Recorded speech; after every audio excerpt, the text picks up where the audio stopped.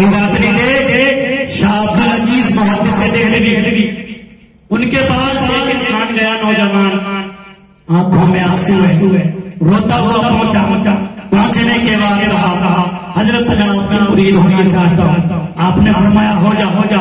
آپ نے دامن تھما دیا، مرید ہو گیا، آپ کی خدمت میں رہنے لگا. رہتے ایک کونے میں بیٹھا ہوا رو رہا ہے.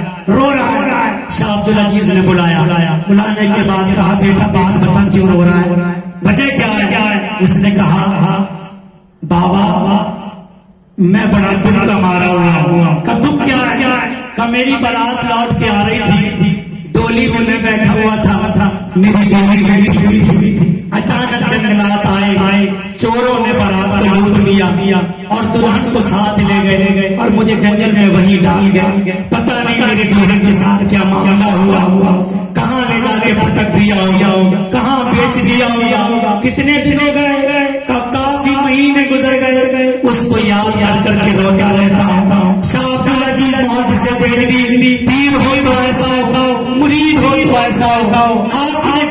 آپ نے فرمایا بیٹا ایسا کر فلاں جگہ چلا جا اور وہاں اور اپنے جسموں کو بیچتی ہے، فلاں مکان میں وہاں جا اور وہاں ایک رات گزار کے آ.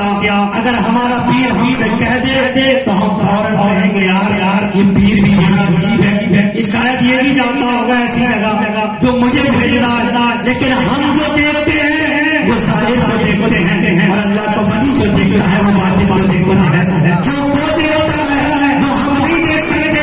مرید گیا اور وہاں پہنچا، مکان پہ پہنچنے کے بعد کہا مجھے ایک رات یہاں گزارنا ہے. وہاں ایک لڑکی نے کہا یہاں رات فری میں نہیں گزاری جاتی، ایک رات گزارنے کے لیے 200 روپے کی ضرورت ہوتی ہے، تیری جیب میں پیسے ہیں؟ اس نے کہا نہیں ہے. پلٹ کے پھر پیر کی پاس آیا اور آنے کے بعد کہا پیر صاحب وہ تو پیسے مانگ رہے تھے، آپ نے جیب سے 200 روپے نکالے، لے جا رات گزار کے آ. وہ گیا 200 روپے دیے. ابھی کے دیوانوں غور سے سننا، تم سوچتے ہو کہ کیسی باتیں نہیں. میں نے کہا نا دن کے پھپولے جلے تھے، سینے کے داغ سے اس گھر کو آگ لگ گئی، گھر کے چراغ سے 200 روپے دیے. کہاں پہنچا، اسے ایک کمرہ ملا، ایک لڑکی ملی، جیسی کمرے میں پہنچا لڑکی نے اس کے قدموں کی آواز کو سنا اور بات کے کھڑی ہو گئی. پوری رات نماز پڑھتی رہی، پوری رات سامنے کرتی رہی، پوری رات قیام میں کھڑی رہی، سجدے کو سجدہ چلتا رہا، قیام میں قیام، پوری رات نماز میں رہی. وہ نوجوان نے سمجھا آج کوئی عبادت کی رات تھی. جب فجر کی اذان ہوئی نوجوان کمرے سے نکل کے پیر کے پاس پہنچا. پیر نے فرمایا بیٹا بتا آج کیا ہوا؟ کہا بابا کچھ نہیں، ایک کمرہ ملا، کمرے میں ایک لڑکی ملی، لیکن جیسی میں پہنچا اس نے نماز کی نیت باندھی، پوری رات نماز پڑھتی رہی، وہ ادھر نماز پڑھتی رہی، میں ادھر نماز پڑھتا رہا، وہ ادھر قیام کرتی رہی، میں ادھر قیام کرتا رہا، وہ ادھر سجدے کرتی رہی، میں ادھر سجدہ کرتا رہا. فجر کی اذان ہوئی، میں ادھر اٹھ کے چلا آیا. پیر نے فرمایا لے 200 روپے لے، آج پھر چلا جا. پھر گیا وہی کمرہ وہی نہیں ملی، پھر وہی کام نماز کی نیت باندھی، پوری رات کی عادت چلتی رہی، جو بھی پڑھتا رہا یہ بھی پڑھتی رہی، وہ بھی قیام کرتا رہا یہ بھی قیام کرتی رہی. فجر کی اذان بھی آ گیا. پیر نے فرمایا بیٹا کیا ہوا؟ آپ کچھ نہیں، پھر بھی نماز پڑھتی رہی، میں بھی نماز پڑھتا رہا. پھر 200 روپے دیے، پھر جمع، پھر تیسرے دن گیا، پھر 200 روپے جمع کیے. وہی کمرہ وہی لڑکی ہے، نماز پھر شروع ہو جاتی ہے.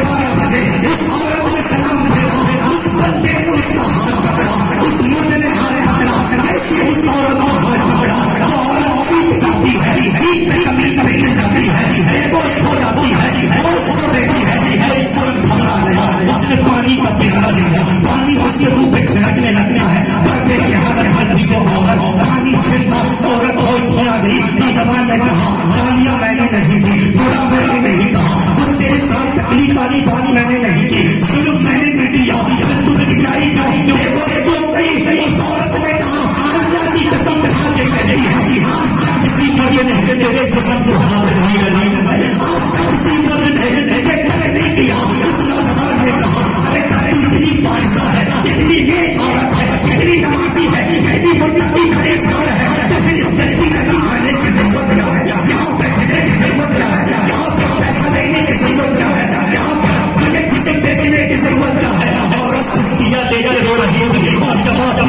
اپنی مرضی سے نہیں آئی بلکہ مجبوری ہوئی ہے، اپنی مرضی سے نہیں آئی، لوگوں نے لا کر بیچ دیا ہے۔ اس مرد نے کہا پاک دبا ہاتھ کا ہے، اس عورت نے کہا میری بارات بادشی ہو رہی تھی، راستے میں جنگلات آئے، جنگلات نے میرے شوہر کو وہیں پر رکھ دیا اور مجھے لا کر بازار میں بیچ دیا، لیکن خدا کی قسم کھاتی ہوگی مجھے ابھی تک کسی نے ٹچ نہیں کیا، میرا مرد تو ہے جس نے میرے ہاتھ کو پکڑا ہے، اسی لیے میں خدا سے زمین پر گر کر زمین پر گر گیا۔ اب کی بارگاہ میں شکر ادا کرتا ہے، اللہ کی بارگاہ میں کھسیاں لے لے کر رو رہا ہے۔ عورت کہتی ہے کیوں روتا ہے؟ رونے کی وجہ کیا ہے؟ مرد نے کہا تیرا شوہر میں ہوں اور تجھے اس لیے ٹچ نہیں کیا کہ خدا کی قسم کھاتا ہوں آج تک میں نے کسی کی ٹچ نہیں کیا، کسی کی بیٹی کو ٹچ نہیں کیا، کسی کی بہن کو ٹچ نہیں کیا۔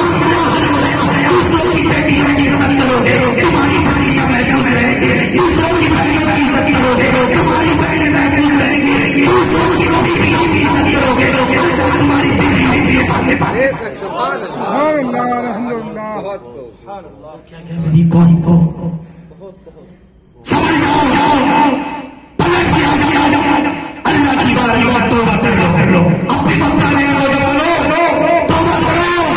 آج غوث اعظم کی محفل میں آئے ہو، آج توبہ کر لو۔ بہت زندگی میں گناہ کی ہے، بہت سی کاریاں کی ہے، بہت کاریاں کی ہے، یا اللہ بہت گناہ کیے ہیں۔ مولا اپنے محبوب سبحانی مولا غوث اعظم کے صدقے میں گناہ معاف کر دے۔ خدا کی قسم کھا کے اللہ کے گھر میں کہتا ہوں اگر تیری آنکھ سے میرا زندگی بھر کے گناہوں کو معاف کرا، آگے کو دیکھ میرا رب اتنا کریم ہے، پلٹ کے میرے رب کی بارگاہ میں آ تو صحیح، رب سے معافی مانگی تو صحیح، رب کی بارگاہ میں آنسو بہا تو صحیح۔ نبی کے دیوانوں اگر سچے دل سے توبہ کر لو گے نا تو انشاءاللہ بیڑا اونچا بولو بیڑا، لیکن توبہ کو وسیع ہونا چاہیے۔ توبہ کس کو کہتے ہیں؟ ایک روایت سن اور بات کو ختم کر لیں۔ دریا عشق بہانے سے کیا فائدہ؟ ایک بوند ہی کافی ہے اگر اثر پوری رات آتی رہے، پوری رات جاری رہے، صبح میں وہ دامن جھاڑ کے پتہ ہی نہیں کیا ہو گیا۔ ایسا نہیں، نبی کے دیوانوں سچے دل سے توبہ کرو۔ توبہ کا فائدہ کیا ہے سمجھ آ رہی ہے؟ فضیل بن عیاض بہت بڑے اللہ کے ولی گزرے ہیں، ان کا گاؤں پہلے وہ چوری کرتے تھے۔ آپ نے کتاب لکھی شفا شریف، علماء فرماتے ہیں جس گھر میں ہوتی ہے نا فرشتے اس گھر کی زیارت کرنے آتے ہیں۔ جس گھر میں یہ کتاب ہوتی ہے نا اس گھر میں کبھی ٹوٹا نہیں آئے گا، کبھی غربت نہیں آئے گی۔ وہ کتاب لکھی ہے پہلے چوری کرتے تھے، چوروں کے سردار تھے۔ ایک دن نکل کے جا رہے ایک حافظ قرآن قاری قرآن کی آیت پڑھ رہا کہ اللہ کی طرف پلٹنے کا وقت نہیں آیا، احساس ہوا، رونے لگے۔ تمام لوگوں نے کہا سردار کیا بات ہے، رو کیسے رہے؟ کہا آج مجھے اپنے گناہ کا احساس ہو گیا، آج کے بعد میں چوری نہیں کروں گا، میں رب کی بارگاہ میں توبہ کرتا ہوں۔ تمام گروہ نے کہا جب تم بھی توبہ کرتے ہو ہم بھی توبہ کرتے ہیں۔ فضیل بن عیاض نے کہا ایسا کرو ہم نے لاش جو چوری کی ہے نا وہ پڑوس والے گاؤں میں کی ہے، چلو وہاں چل کے معافی مانگتے ہیں، مال تو سب خرچ ہو گیا اب کچھ نہیں ہے۔ یہودی کے گھر پہنچے اور یہودی سے جیسی دروازہ کھولا یہودی کانپنے لگا اور کانپ کے بولا تم میرے گھر میں کیوں آئے ہو؟ 8 دن پہلے تو چوری کر کے سارا مال لے کے گئے، اب میرے گھر میں ہے ہی کیا؟ فضیل بن عیاض نے کہا آج میں چوری کرنے نہیں آیا، تجھ سے معافی مانگنے آیا۔ اس نے سمجھ لیا موقع اچھا ہے، اس نے کہا کہ میں تمہیں معاف نہیں کروں گا، تم نے میرے گھر سے سونے کی اینٹیں چرائی تھی وہی کے واپسی کرو۔ فضیل بن عیاض نے کہا ہمارے پاس اینٹیں تو نہیں رہی، ہم نے سارا مال خرچ کر دیا۔ اس نے کہا میں معاف نہیں کروں گا، ہاں ایک شرط ہے اگر اگر تم مٹی کی اینٹیں بنا کے لے آؤ اور میرے گھر میں لا کے رکھ دو میں تمہیں معاف کر دوں گا.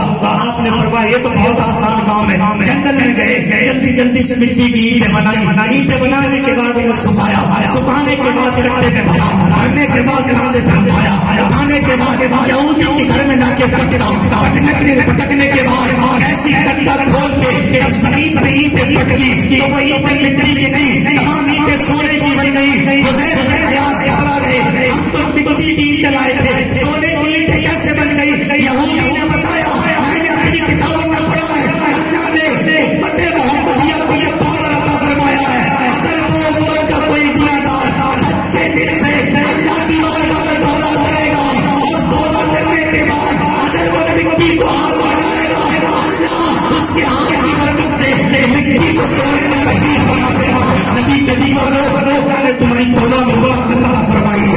سچے دل سے توبہ کر لو. توبہ کرنے کا کام تمہارا ہے اور بخشنے کا کام میرے مصطفیٰ نے. نبی کے دیوانوں یہ جلسے سیریس لیے جاتے ہیں. غوث اعظم کی محفل میں آنے والوں سچے دل سے غوث اعظم کے مرید بچاؤ اور آج کے بعد توبہ کر لو. نماز نہیں چھوڑیں گے انشاءاللہ, نماز نہیں چھوڑیں گے. اونچا بولا, نماز نہیں چھوڑیں گے. ایسا تو نہیں جیسے کوفہ میں ہوا تھا, 40,000 یا 22,000 آپ اٹھا رہے تھے, دامن نہیں چھوڑیں گے. امام حسین کا دامن نہیں چھوڑیں گے. لیکن جیسی معاملہ آیا تو ہاتھ اٹھانے والے سب سلام پھیرا, مسجد خالی. ایسے بے وفا نہ بنا بلکہ سچے غلام بن جاؤ. جو سر رب کی بارگاہ میں جھکا کرتا ہے وہی رہی بارگاہ میں کٹا کرتا ہے, اور جو سر جھک نہیں تھا وہ رب کی بارگاہ میں کٹ کیسے سکتا ہے. نبی کے دیوانوں سچے دل سے توبہ کرو. اللہ فرماتا ہے ایمان والو ایمان, یہی تو اللہ فرما رہا ہے, ایمان والو ایمان. سچے دل سے توبہ کرو اور آج کے بعد انشاءاللہ نماز نہیں چھوڑنا. اچھا بتاؤ تم میں سے ایسا کوئی ہے نبی کا دیوانہ جو نبی کے نام پہ جو کہتے میں گردن کٹا دوں گا؟ گردن کٹا دو گے؟ کون گردن کٹائے گا؟ ہاتھ کٹا سب کٹا دو گے. بالکل جذبے ہو گئے. اچھا بتاؤ تم ایسے نبی کے نام داڑھی نبی کے نام تمہاری تمہاری اس کی نہیں ہے. وہ مبین بھائی کے لیے اٹھا رہا, ابھی تو تم سب گردن کٹا رہے تھے. اللہ کے گھر میں بھی نہیں چوک رہے ہو, بازار میں کیا چوکتے ہو گے؟ ہاں بولو کون داڑھی رکھے گا؟ اٹھاؤ. علماء بیٹھے, شاعر صاحب بیٹھے, سید صاحب آ رہا دعا کرانے, اللہ کا گھر ہے. بولو کون رکھے گا؟ دعا کروائیں گے. آؤ کچھ لوگ اٹھا رہے کچھ گرا رہے ہیں. اللہ دیکھ رہا, سمجھ آ رہی ہے. وہ سیاست کی محفل میں ہو, اگر رکھی ہے ہم نے رکھی ہے ہمارے استاد ہمارا اشتراک تو بات, لیکن آج اگر تم رکھو گے ہماری گواہی ہمارے استاد دیں گے, تمہاری گواہی بغداد والے ہو رکھو گے. ہاں کتنی رکھنا؟ پھونڈوں والی رکھنا, تھوڑی سی رکھ کے اور اس میں کٹ نکلوا نہیں, ایک مشت رکھنا, سنت ادا کرنا. دنیا کو بتا دو داڑیوں سے چڑھنے والوں, ٹوپیوں سے چڑھنے والوں, تم چڑ کر مر جاؤ. اب تو سنیت کا ایک بچہ اپنے ماں کے شکم سے پیدا ہوگا. انشاءاللہ ہم جب وہ جوان ہوگا تو دوسری باتیں بعد میں سکھائیں گے, پہلے کہیں گے مصطفیٰ کی سنت سے. سب لوگ داڑیاں رکھو, اسلامی لباس پہنو, مسجدوں کو آباد کرو, اماموں سے محبت کرو, علماء کے قریب بیٹھو, ان سے پیار کرو اور ان کی خدمت کیا کرو. سمجھ آ رہی ہے؟ دو شعر سن لیں, زور سے بولے سبحان اللہ. ارے آواز بہت دھیرے ہو گئی, ابھی بلائیں شاید دیکھو آواز نہیں ہے ثابت, لیکن میں پڑھتا. میں نے آپ کو بتایا میرا ایک دوست سید آل رسول تھا, اس کا انتقال ہو گیا تو میں اس سے کہتا تھا یار تیرے نانا کی جنت ہے، تو جنت میں چلا جائے گا اور میں تو حساب کتاب میں لگا رہا. تو وہ کہتا تھا میں اس وقت تک جنت میں نہیں جاؤں گا جب تک تیرا حال ہمارے کے ساتھ نہیں ہے. مجھے تو بھروسہ ہے. تو وہ اس کی فرمائش رہتی تھی کہ میں یہ شعر ضرور پڑھوں. اگر اجازت پڑھ دینا وہ کیا بولنا تھوڑے سے سبحان اللہ.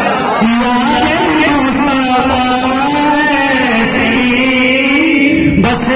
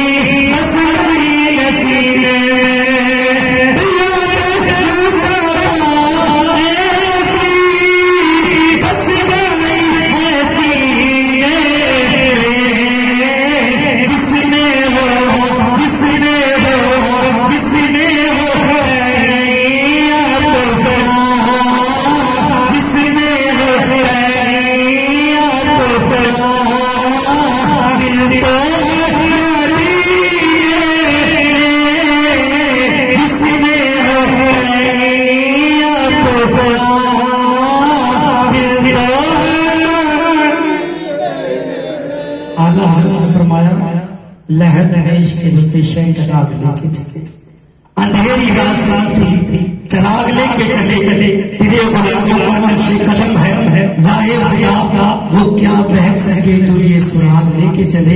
رات داری نے کہا خلاف ہے ہونے دو کوئی جان تھوڑی ہے. خلاف ہے ہونے دو کوئی جان تھوڑی ہے. یہ سب دھواں ہے کوئی آسمان تھوڑی ہے. سبھی کا خون شامل ہے یہاں کی مٹی میں. سبھی کا خون شامل ہے یہاں کی مٹی میں. کسی کے باپ کا ہندوستان تھوڑی ہے کسی کے باپ کا ہندوستان تھوڑی ہے. تو منور عثمانی نے کہا ہمارے جیسے کسی کی اڑان تھوڑی ہے. ہمارے جیسے کسی کی اڑان تھوڑی ہے. جہاں ہم ہیں وہاں آسمان تھوڑی ہے. عاشق قدوسی مراد آبادی نے کہا نبی کے جیسے کسی کی شان تھوڑی ہے. نبی کے جیسے کسی کی شان تھوڑی ہے. نعت نبی کہنا کوئی آسان تھوڑی ہے. نعت نبی کہنا کوئی آسان تھوڑی ہے. نبی کے نام لیوا ہے نبی پر جان دے دیں گے. نبی کے نام